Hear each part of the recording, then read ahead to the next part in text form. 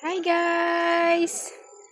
Ayan po yung mga gawain na dating ginagawa ng hubby ko. Ako na yung gumagawa ngayon.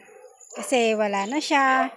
Kailangan kong unti-unting matutunan yung mga bagay na siya yung gumagawa nung nandito pa siya sa amin. Pero mula nung pumanaw siya, kailangan kong matutunan lahat ng bagay na naiwanan niya. Kaya pala noon, sabi niya sa akin, "Mi, ganito yung pag-grass cutter, kailangan mo matutunan kung paano mag-grass cutter." Yung pala, meron na siyang sigurong mga, hindi man niya akalain na iiwanan niya na kami, paano na siya. Tinuruan niya ako sa mga bagay na siya lang yung gumagawa dito sa bahay. Kagaya nga niyang pagka-grass cutter. Ayan.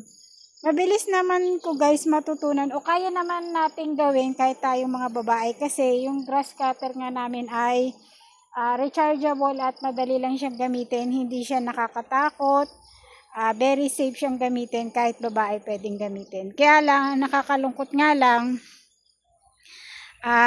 yung mga dati na siya yung gumagawa, wala nang ibang gagawa kung hindi ako na lang, kaya tuwing gagawin ko yan, naaalala ko siya. Na dati pag ganitong oras, habang nag-garden ako, siya naman nag-grass cutter or naglalagay ng mga balag sa tanim ko. Ngayon ako ng lahat ng gagawa guys. Talagang ganon.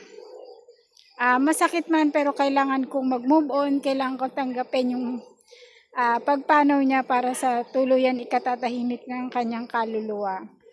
Ayan guys, meron tayong mga tanim dito. Ayan, ang gaganda nung mga repolyo natin. Nakabuhay lang ako dito ng 2, 4, 6, 9 na repolyo guys. Ayan.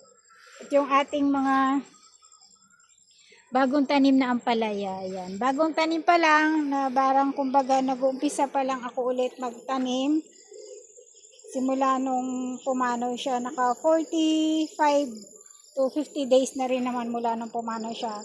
Kaya kailangan ko nang ituloy yung buhay ko na wala siya at yung mga bagay na nakasanayan ko na nandyan siya, kailangan ko nang tanggapin na ako na lang mag-isa ang gagawa ng lahat ng mga bagay na naiwanan niya. Ayan guys, ang taba ng ating talong. Ang ganda ng talong natin guys.